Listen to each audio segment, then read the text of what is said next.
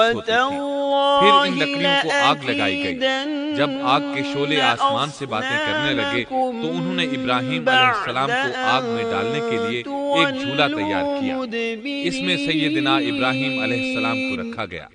اور اللہ کی قسم میں تمہارے بتوں کا علاج کروں گا جب تم پیٹھ پھیر کر جا چکے ہوگے۔ یہ بات ابراہیم علیہ السلام نے پوشیدہ نہیں، ہمیں اعلانیہ اللہ کہی۔ کافی ہے اور آخر انتظار کا وقت ختم ہوا۔ یہ کلمہ عید کا دن ہر پہنچا۔ محتاج اور عید کے مصیبت دن زدہ وہ کو لوگ پڑھنا صبح چاہیے۔ سویرے گھر سے نکلنے بخاری سے میں پہلے ہے، کھانا رسول اللہ پکا کر صلی اللہ اپنے علیہ معبودوں وسلم کے نے سامنے فرمایا، رکھتے تھے۔ حسبنا اللہ پھر شہر سے ونعم باہر الوکیل۔ ایک میدان میں ابراہیم جمع علیہ ہوتے، السلام نے وہاں اس وقت کھیلتے فرمایا تھا کودتے جب خوشیاں انہیں آگ میں مناتے، پھینکا جانے ناز سے لگا تھا۔ چلتے پھرتے مطلب اور یہ کھانا کہ ہم کھاتے، اللہ ہی شام پر کو بھروسہ گھروں کی طرف کرتے ہیں، آتے، اس کے صبح سوا بتوں ہمارا کے پاس کسی جو پر کھانا بھروسہ رکھے نہیں۔ تھے اس کو بعض روایات اٹھاتے میں یہ اور بھی ہے تبرک کہ سمجھ جب کر کھا ابراہیم جاتے۔ علیہ السلام اپنے کو آگ معمول میں کے ڈالا جانے مطابق لگا انہوں نے تو عید جبریل کی علیہ تیاری السلام کر لی، آئے اور کہا، لیکن اے ابراہیم علیہ السلام کوئی تیار نہ حاجت ہوئے، ہے تو میں اس حاضر لیے ہوں۔ کہ وہ تو ابراہیم ان کے علیہ ساتھ السلام جانے نے کا فرمایا، ارادہ ہی نہیں اگر رکھتے تم تھے۔ اپنی مرضی سے وہ آئے لوگ ہو جانے تو سے مجھے پہلے تمہاری کوئی ابراہیم ضرورت علیہ نہیں۔ السلام کے پاس ایک آئے دوسری اور روایت کہنے میں ہے لگے کہ بارش کے کیا فرشتے آپ نے ہمارے حاضر ساتھ ہو کر نہیں کہا جائیں تھا، گے؟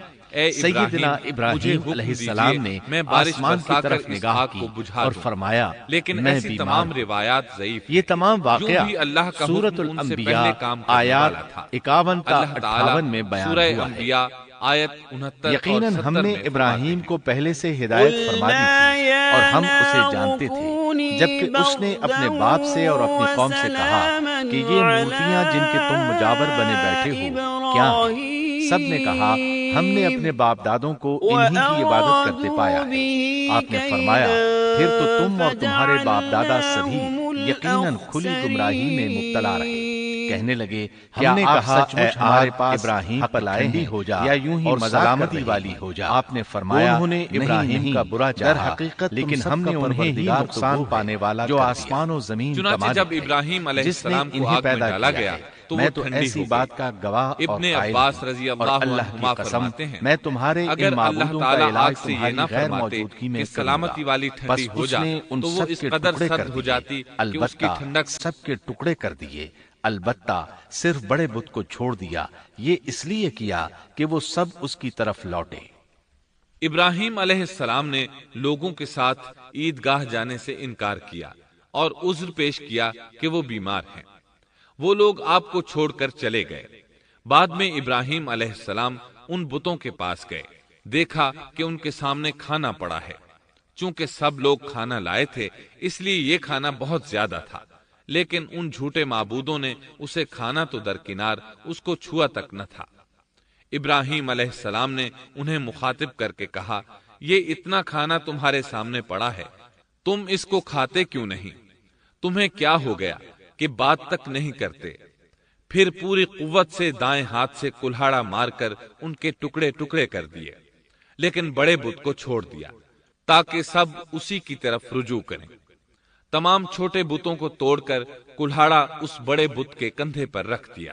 مشرکین میلے سے لوٹے تو دیکھا ان کے سارے معبود اوندھے منہ ٹوٹے پھوٹے پڑے ہیں، ان کے تمام معبودوں کو توڑ دیا گیا تھا۔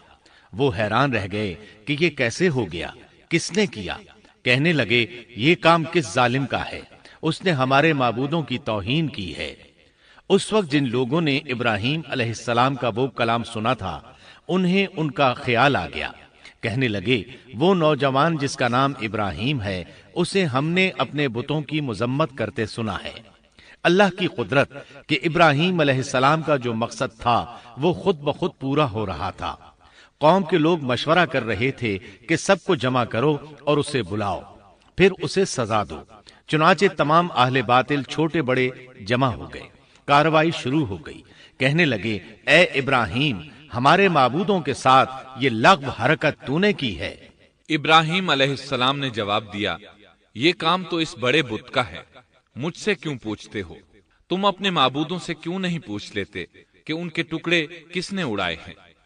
ابراہیم علیہ السلام کا جواب سن کر وہ سب سوچ میں پڑ گئے، پھر کہنے لگے ہم نے بڑی غلطی کی، اپنے معبودوں کے پاس کسی کو حفاظت کے لیے نہیں چھوڑا۔ اس قدر واضح بات محسوس کر کے بھی وہ ظالم ایمان نہ لائے، بلکہ شیطان نے ان کے دلوں میں وسوسہ ڈالا اور انہوں نے غور و فکر کر کے کہا، اے ابراہیم، کیا تمہیں علم نہیں؟ یہ تو بے زبان ہیں، یہ بول نہیں سکتے۔ اب ابراہیم علیہ السلام نے فرمایا، تب پھر تم اللہ کے سوا اس چیز کی عبادت کرتے ہو جو تمہیں کچھ بھی نفع نہ دے سکے اور نہ نقصان پہنچا سکے۔ تعجب ہے تم پر اور ان پر بھی جنہیں تم اللہ کے سوا پکارتے ہو، کیا تم میں بالکل عقل نہیں؟ اس طرح ابراہیم علیہ السلام نے ان پر حقیقت خوب اچھی طرح واضح کر دی۔ ان سے فرمایا تم ان کی پوجا کرتے ہو جن کو تم خود تراشتے ہو، یعنی ان کا حال تو یہ ہے کہ تم نے ان کو خود اپنے ہاتھوں سے تراشا اور ان کی عبادت کرنے لگے، جبکہ تمہیں اور تمہاری بنائی ہوئی چیزوں کو اللہ ہی نے پیدا کیا ہے۔ ابراہیم علیہ السلام نے ایک کلہاڑے کی مدد سے ان سب بتوں کو تہس نہس کر دیا تھا۔ یہ اس بات کی واضح ترین نشانی تھی کہ یہ بالکل بے بس ہیں، لیکن اس واضح نشانی کے باوجود وہ اپنے کفر ہی پر ڈٹے رہے اور لگے ابراہیم علیہ السلام کو دھمکیاں دینے۔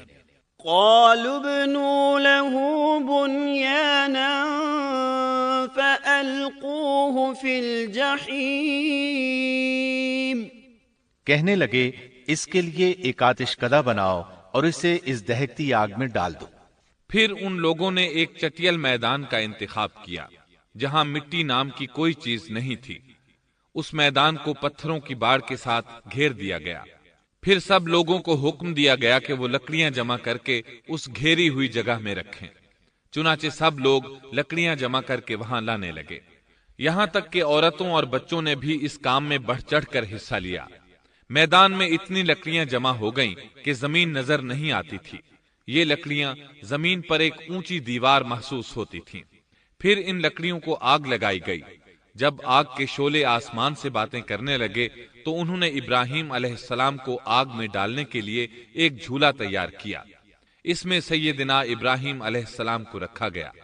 اس وقت آپ نے یہ دعا پڑھی، حسبنا اللہ ونعم الوکیل، ہمیں اللہ کافی ہے اور وہی بہترین کارساز ہے۔ یہ کلمہ ہر محتاج اور مصیبت زدہ کو پڑھنا چاہیے۔ بخاری میں ہے، رسول اللہ صلی اللہ علیہ وسلم نے فرمایا، حسبنا اللہ و نعم الوکیل ابراہیم علیہ السلام نے اس وقت فرمایا تھا جب انہیں آگ میں پھینکا جانے لگا تھا۔ مطلب یہ کہ ہم اللہ ہی پر بھروسہ کرتے ہیں، اس کے سوا ہمارا کسی پر بھروسہ نہیں۔ بعض روایات میں یہ بھی ہے کہ جب ابراہیم علیہ السلام کو آگ میں ڈالا جانے لگا تو جبریل علیہ السلام آئے اور کہا، اے ابراہیم، کوئی حاجت ہے تو میں حاضر ہوں۔ ابراہیم علیہ السلام نے فرمایا، اگر تم اپنی مرضی سے آئے ہو تو مجھے تمہاری کوئی ضرورت نہیں۔ ایک دوسری روایت میں ہے کہ بارش کے فرشتے نے حاضر ہو کر کہا تھا، اے ابراہیم، مجھے حکم دیجئے میں بارش برسا کر اس آگ کو بجھا دوں۔ لیکن ایسی تمام روایات ضعیف ہیں۔ یوں بھی اللہ کا حکم ان سے پہلے کام کرنے والا تھا۔ اللہ تعالیٰ سورہ انبیاء آیت 69 اور 70 میں فرماتے ہیں، قلنا یا نار کونی بردا وسلاما علی ابراہیم وأرادوا به كيدا فجعلناهم الأخسرين۔ ہم نے کہا، اے آگ ابراہیم پر ٹھنڈی ہو جا اور سلامتی والی ہو جا۔ گو انہوں نے ابراہیم کا برا چاہا لیکن ہم نے انہیں ہی نقصان پانے والا کر دیا۔ چنانچہ جب ابراہیم علیہ السلام کو آگ میں ڈالا گیا تو وہ ٹھنڈی ہو گئی۔ ابن عباس رضی اللہ عنہما فرماتے ہیں، اگر اللہ تعالیٰ آگ سے یہ نہ فرماتے کہ سلامتی والی ٹھنڈی ہو جا تو وہ اس قدر سرد ہو جاتی کہ اس کی ٹھنڈک سے تکلیف محسوس ہوتی۔ گویا آگ بھی اللہ کے حکم کے بغیر نہیں جلا سکتی، چھری اللہ کے حکم کے بغیر نہیں کاٹ سکتی، اس لیے کہ یہ بھی اللہ کی مخلوق ہیں اور ان کی قدرت بھی اللہ کے پاس ہے۔ وہ چاہے تو ان کو قدرت عطا کر دے، چاہے تو قدرت واپس لے لے۔ آگ کو ٹھنڈا ہونے کا حکم ہوا، وہ ٹھنڈی ہو گئی۔ اس نے نہ ابراہیم علیہ السلام کے کپڑے جلائے، نہ جسم کے کسی حصے کو کوئی نقصان پہنچایا، صرف وہ رسیاں جلائیں جن سے آپ کو باندھا گیا تھا۔ سبحان اللہ۔